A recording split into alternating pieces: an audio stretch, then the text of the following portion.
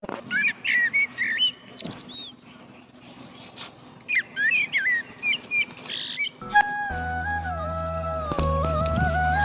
Video নিলাম,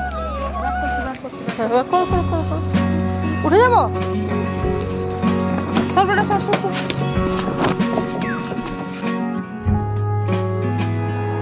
good morning friends, আজকে হচ্ছে 31শে জুলাই। জুলাই শেষ হয়ে গেল আজকে, বৃহস্পতিবার, সম্ভবত বৃহস্পতিবারই। দেখো কি রান্না করছি। তিন মামি বাড়িতে আছি, ওদের বাবা তো বাড়ি নেই। দেখো ওলটা রান্না করা হয়ে গেছে বন্ধুরা। আমি লাস্টে না একটু ঘি দেবো, সেই জন্য প্রথমে যখন সর্ষের তেলের মধ্যে ফোড়ন দিই তখন সর্ষের তেলটা একটু কম দিয়েছি। লাস্টে সামান্য ঘি দেবো কিন্তু খুব কম, দেবো হাফ চামচ মতো, তাতেই আর কি হয়ে যাবে। এটা সব কিছু দিয়ে করেছি তেলের মধ্যে। কালো জিরে, শুকনো লঙ্কা, তেজপাতা দিয়ে পেঁয়াজ, রসুন, আদা, লঙ্কা, ধনে গুঁড়ো, জিরে গুঁড়ো, গোলমরিচ, গরম মশলা সব দেওয়া আছে। এইভাবে এটা হয়েই গেছে। দেখো এখনো কমানো আছে, এটা ঘি দিয়ে দিলাম লাস্টে, এটা হয়ে গেল। ওল কি বলতো, ওলের ব্যাপারটা বলি। এই আজকালকার যদি বলো যে বাচ্চারা আর কি করবো বলে দিচ্ছে, আমার কাছে সম্বল বলতে এই 3টে ডিম। এই 3টে ডিমের 3জনের 3টে অমলেট করব, 2 মেয়ের আর আমার। আর এই ওলের তরকারি আজকের এই মেনু। বাইরে পড়ছে বৃষ্টি, এটা নতুন কিছু না, খুবই পুরোনো দিনের কথা, কন্টিনিউয়াসলি চলে আসছে। ওলের ব্যাপারটা বলি, বন্ধ করে দিয়ে আগে দাঁড়াও। ওলটা কি বলতো, বাচ্চারাও খাবে। এই ওলগুলো না কুটকুট করে না, এগুলোকে সম্ভবত ম্যাড্রাসি ওল বলে। কিন্তু আমরা যখন ছোট ছিলাম আমাদের বাড়িতে কেনা ওল কমই আসতো।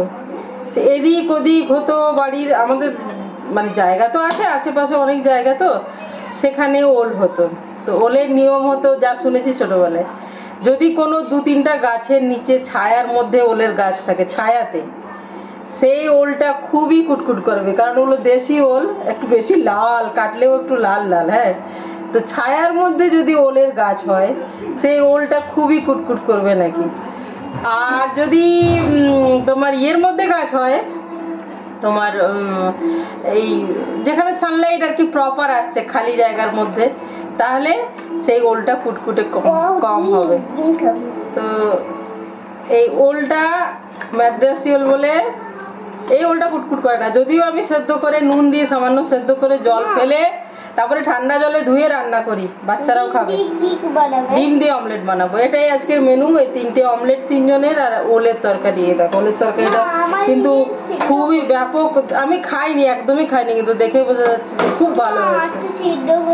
আর সারা স্কুল 10:30টার থেকে, সেই জন্য আমাকে অনেক কাজ এগিয়ে রাখতে হয়। তারপর আমি স্নান করব, পুজো দেবো, তারপরে সালোয়ার পরবো। আমি স্নান না করে সালোয়ার পরতে আমার ইচ্ছে করে না, মানে এত ঘেমে থাকি, কাজ করি।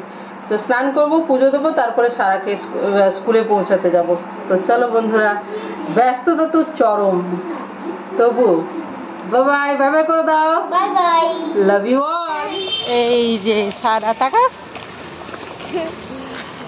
স্কুলে যাচ্ছে, ভগবানের অসীম কৃপা যে বৃষ্টি একটু বন্ধ আছে, বলো তাই না?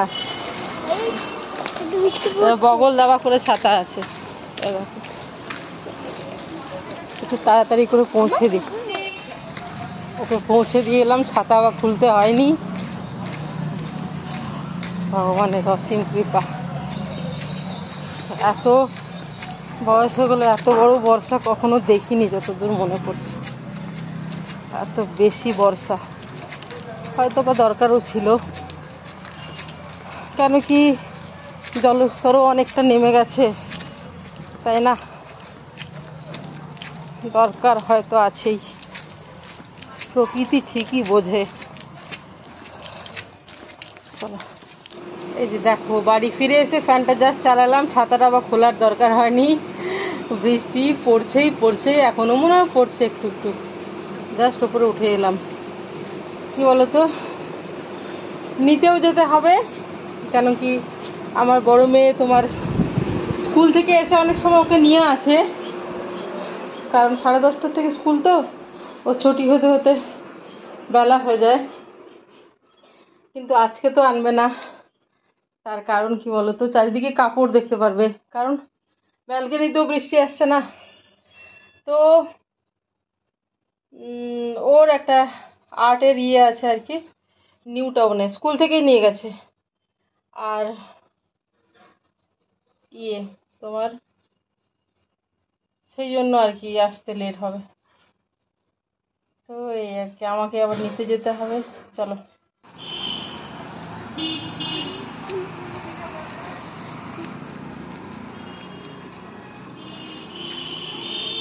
এদিকে বাঁ দিকে, ভেতরের দিকে। হ্যাঁ হ্যাঁ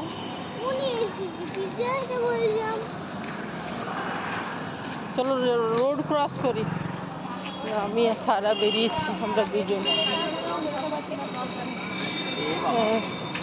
সারা আর মাম বেরিয়েছে, দিদি ভাই এখনো পৌঁছায়নি খাবার নিতে।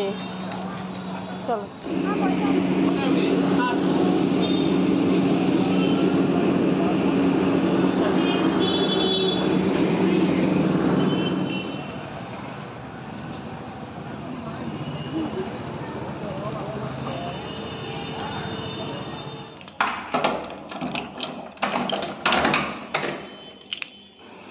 এই যে ডিনার নিয়ে ঢুকলাম আমি আর সারা।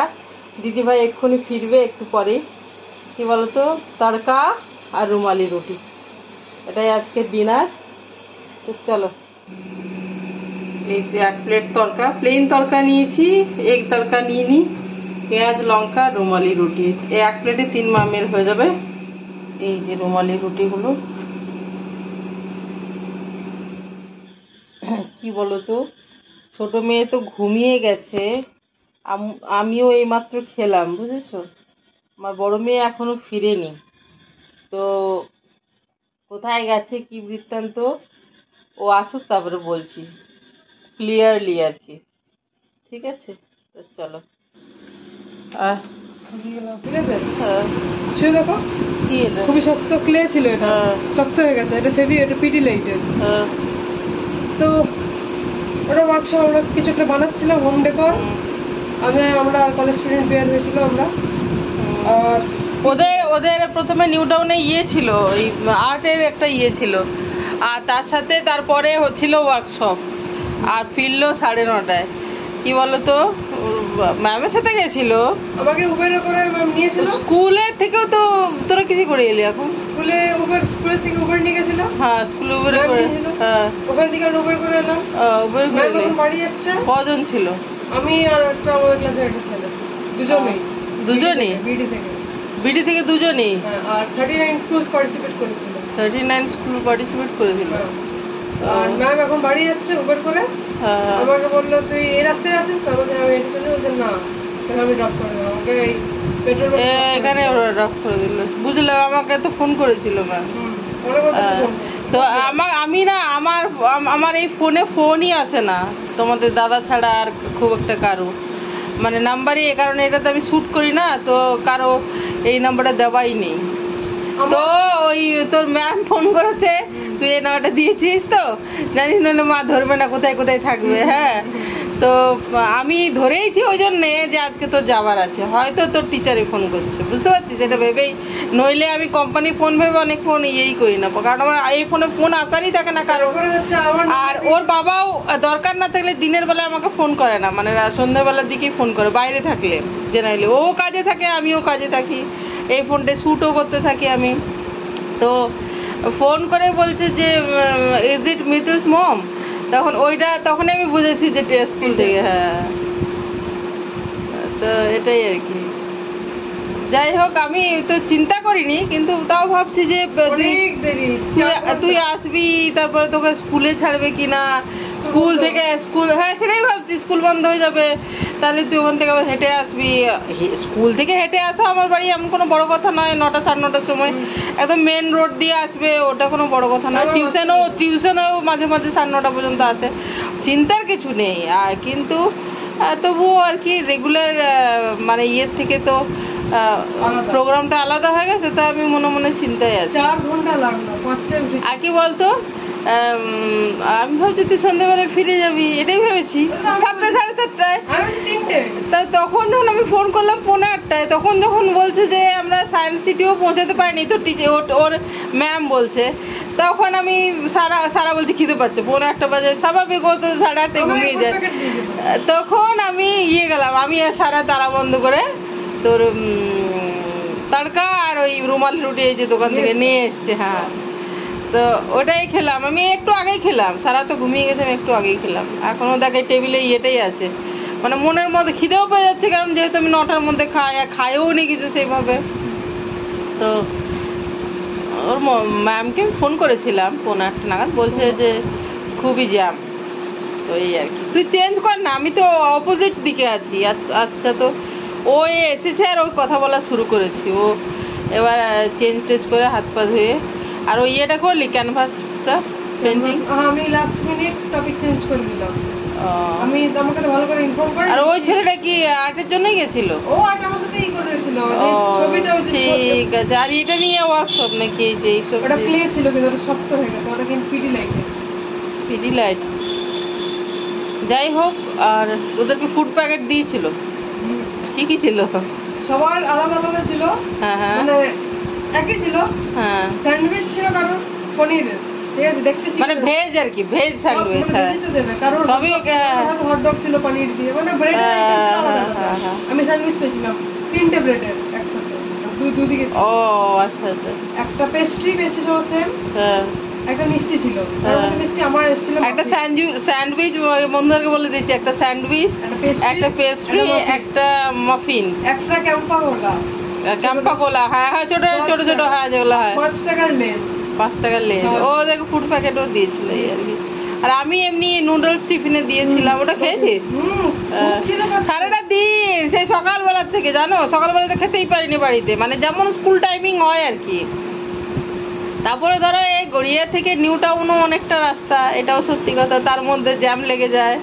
ফেরার সময় সন্ধ্যেবেলায় বেশি।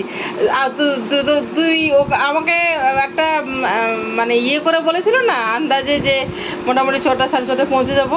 আমি কিন্তু জানি যে পৌঁছাবে না, কারণ আমাদের এটা ঘরের কাহিনী। যদি বলো আমরা তো বেরোই, আমরা যত না বেরোই, ওর বাবা তো প্রায় বেরোয়, জানি আমরা যে কেমন জ্যাম থাকে, মানে ওটা আমাদের ডেলিকার, মানে ওই টিচারের থেকেও আমরা বেশি জানি, কারণ তোর বাবার যাতায়াতটাই ওর কাজ আর কি। ও জ্যামে ফাঁসে, মানে যে এতটা সময় লাগে, আমরা শুনে শুনে ওগুলো অভ্যস্ত, যে আমি জানি হবে না, সন্ধ্যাবেলায় এত তাড়াতাড়ি আসতে পারবে না।